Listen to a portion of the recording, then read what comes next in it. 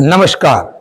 मैं दिवाकर हालदार पेशे से शिक्षक हूं और आज आपके बीच मेरे YouTube चैनल पर लेकर आया हूं जो लोअर पीसीएस की परीक्षा से संबंधित जो विज्ञप्ति निकली है उससे संबंधित जानकारी। तो मेरे युवा भाइयों जो आजकल नौकरी की तैयारी कर रहे हैं उनके लिए सूचना बहुत महत्वपूर्ण है कि बहुत उम्मीदों के बाद या बहुत इंतजार के बाद आखिरकार उत्तराखंड सरकार ने लोअर पीसीएस की विज्ञप्ति निकाल दी है, जिसमें आप अपने सपने पूरे कर सकते हैं।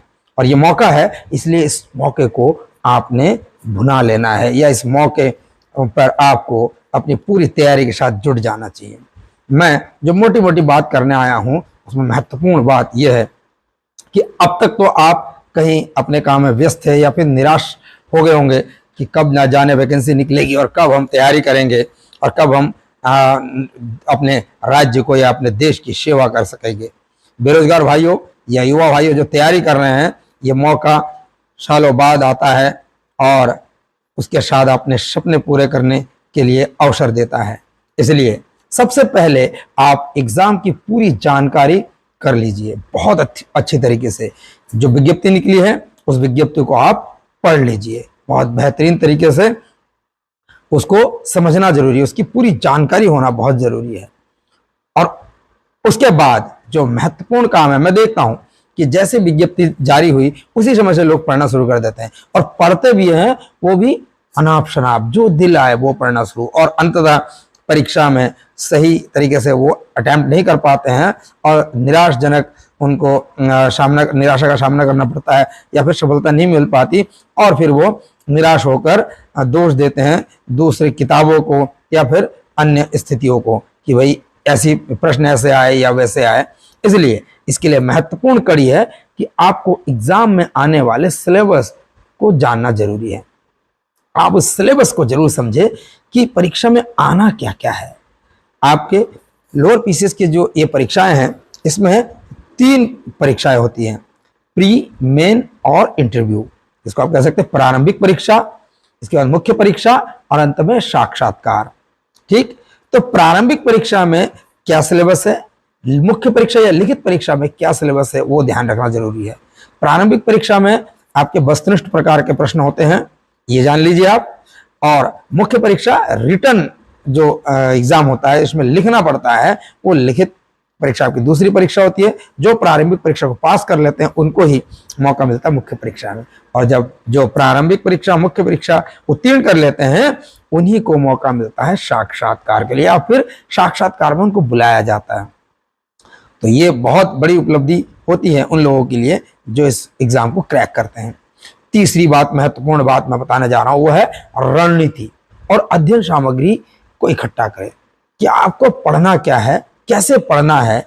उसके लिए आप पूरे अपने जो मटेरियल है, जो आपके रीडिंग मटेरियल है, उसको आपने इकट्ठा करना है कि क्या क्या पढ़ना है, कौन कौन सी एडिशन की किताबें पढ़नी है या किस प्रकाशन की किताबें पढ़नी है, वो महत्वपूर्ण है। उसकी आप जानकारी करिए और वो मटेरियल, वो किताबें इकट्ठा करिए ताकि आपको सही दिशा में सही चीज पढ़ने का अवसर मिले। इतना ध्यान रखिए, पढ़ना जरूरी नहीं है बल्कि एकाग्रता के साथ पढ़ना जरूरी है। मैंने युवा भाइयों को देखा है कि वो 10-10, 12, 15 घंटे, 20 घंटे किताब लेके बैठे रहते हैं और कहते हैं हमने तो बहुत पढ़ाई करी लेकिन काम कुछ नहीं हुआ। साथियों, मैं जानता हूं किताब लेके बैठने में और कंसंट्रेट होकर पढ़ने में बड़ा अंतर है।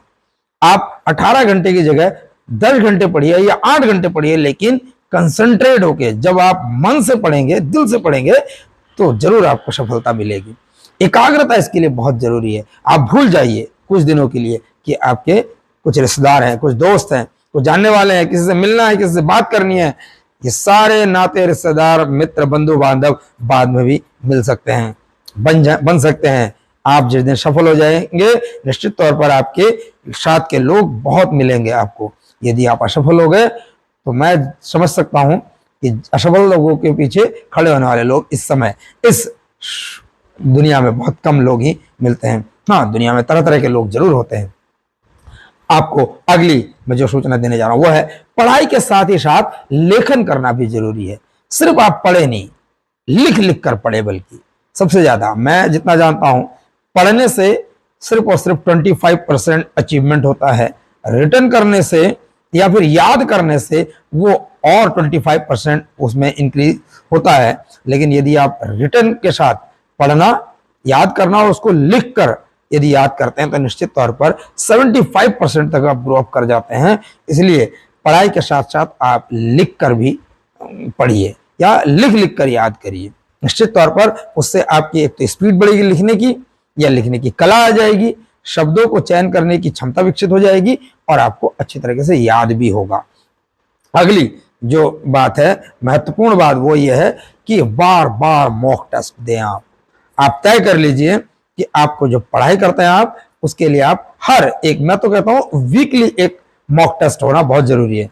मान लीजिए आपने रोजाना 100 प्रश्न याद किए या 100 प्रश्न पढ़ा या 200 प्रश्न पढ़ा, तो वीकली आप एक पेपर कंडक्ट करिए, अपने कोई एक ग्रुप बना लीजिए, हो सके तो एक लोग, दो तीन लोग मिलके, और संडे संडे आप इसके ऊपर मॉक टेस्ट कर सकते हैं कि आपने अपने दोस्त के लिए 100 क्वेश्चन तैयार किए, अगले आपके दूसरे दोस्त ने 100 क्वेश्चन तैयार किया आपके लिए। इस तरह से संडे संडे या फिर वीकली एक टाइम पीरियड बना लीजिए कि भाई मैंने आपको अजनबी 100 क्वेश्चन देने हैं, आप इसी तरह मेरे लिए 100 क्वेश्चन बनाइए, और आप एक जो OMR शीट टाइप का है उसकी आप फोटो कॉपी कर सकते हैं कहीं से। OMR शीट मिल जाती है बहुत हद तक नेट में, आप ढूंढेंगे तो मिलेगी। उस पर आप मॉक टेस्ट की तैयारी करिए, बहुत हद तक आपको कामयाबी मिलेगी। बहुत शानदार प्रैक्टिस हो जाती है इससे, आपको पता लग जाता है कि कितने टाइम के अंदर आपको कैसे कैसे करना है। रोजाना न्यूज़पेपर और मैगजीन जरूर पढ़े। न्यूज़पेपर बहुत काम की चीज है, आपको करंट अफेयर्स की चीजें मिल जाती है, देश दुनिया में जो कुछ घटित हो रहा है वो, इसके भी पेज हैं कई सारे। फ्रंट पेज जो आपके सबसे इंपॉर्टेंट न्यूज देता है आपके, इसके अलावा कुछ लास्ट पेज जो इंटरनेशनल न्यूज देता है, स्पोर्ट्स न्यूज देता है, तो इसको पढ़ना बहुत जरूरी है। लोकल खबरों के साथ साथ उससे आप अपडेट रहेंगे।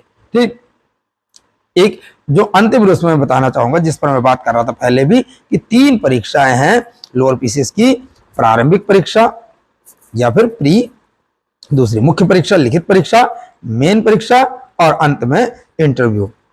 इसलिए आप जुट जाइए, आपको बहुत बहुत शुभकामनाएं। हम सब मिलकर निश्चित तौर पर, जो युवा भाई है मेरे बेरोजगार जो तैयारी कर रहे हैं, उम्मीद पाले हुए थे कि इस बार कुछ अच्छा करेंगे, तो आ गया है आपके द्वार पर फिर एक बार विज्ञप्ति। इसकी तैयारी करिए, आप फार्म जरूर भरिएगा। मैं देख रहा था कि यह विज्ञप्ति 14 मार्च से आरंभ हुई है और 3 अप्रैल तक आप इस पे फार्म भर सकते हैं। अलग अलग विभिन्न 13 पदों पर विज्ञप्ति जारी हुई है, जिसकी पूरी डिटेल है। सामान्य वर्ग, पिछड़ा वर्ग, अनुसूचित जाति, अनुसूचित जनजाति और के लिए क्या क्या फीस है उसकी डिटेल आप ले सकते हैं। इसके अलावा किन किन शहरों में परीक्षा होगी इसकी भी जानकारी यहाँ पर साझा की जा रही है। साथ ही साथ क्या सिलेबस